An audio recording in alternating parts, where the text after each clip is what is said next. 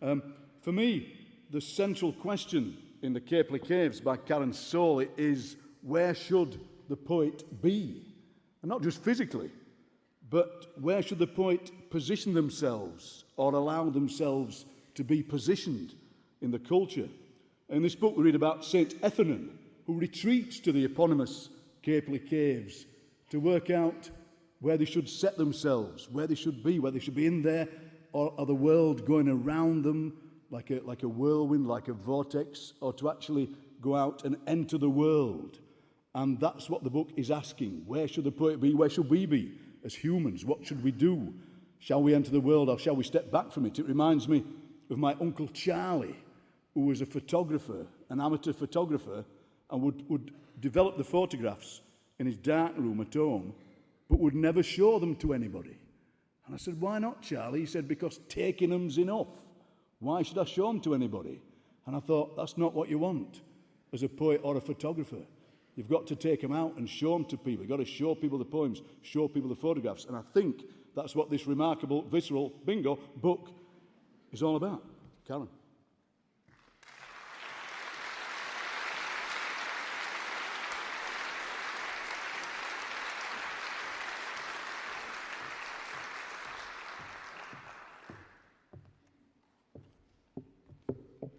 I'm thrilled to be here in this company, in this beautiful place. Thank you. A plenitude.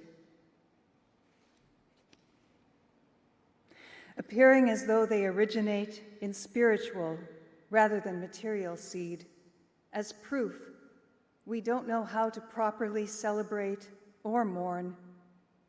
Bindweed and ox-eye daisy, cranesbill, harebell, hare's foot clover, whose ideology is fragrant and sticky, the underside of reflection blooming across centuries. Arguments for and against belief, volunteering in equal profusion. My many regrets have become the great passion of my life. One may also grow fond of what there isn't much of. Grass of Parnassus. And when you finally find it, it's just okay. But look for lies and you will see them everywhere.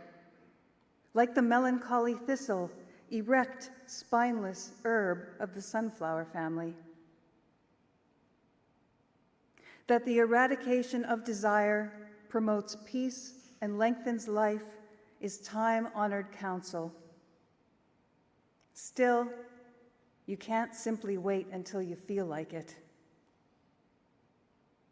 The beauty of the campions, bladder, and sea, the tough little sea rocket, is their effort in spite of, I want to say, everything, though they know nothing of what we mean when we say everything. It is a sentiment referring only to itself. Purple toadflax, common mouse ear, orchids, trefoils, buttercup, self-heal. The Adoxa moschitellina it's too late in the year for. I can hardly stand to look at them.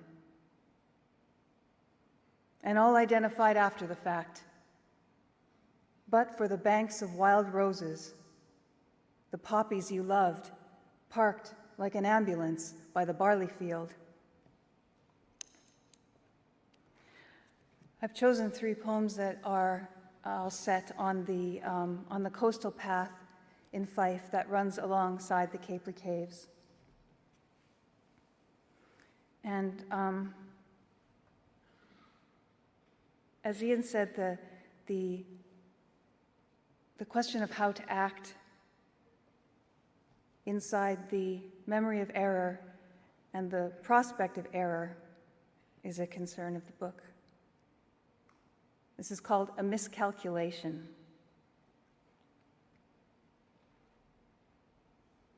Like a king from a promontory, the kestrel presides from an updraft. An array of barely perceptible movements sustaining balance and attention, and the wood mouse, the shrew, the secondary characters, know whose watch they're under. There are no bystanders among them. The razorbill's piety winters at sea, secular and medium-sized, black above, white below, while, front-loaded with military tech, gannets send tones of the aquatic scale straight to the emotional signature clusters.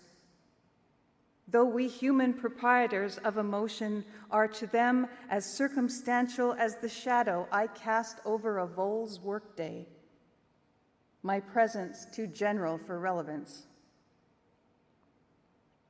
It was November.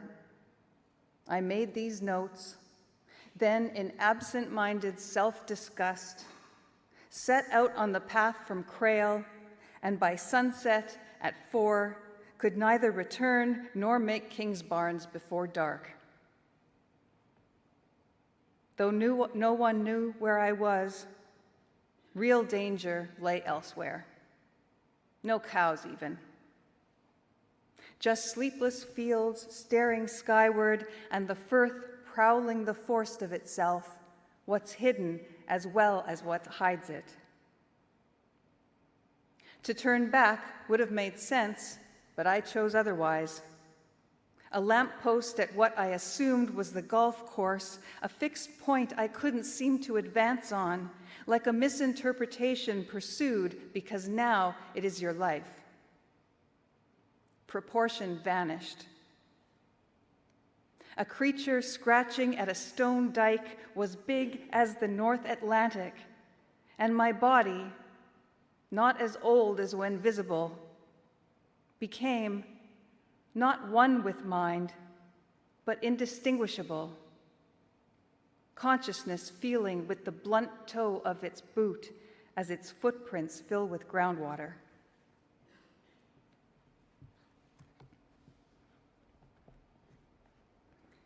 And this is called Clarity.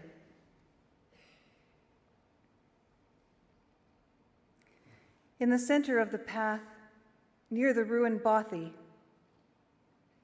styrofoam, maybe, a sweater, fishing gear.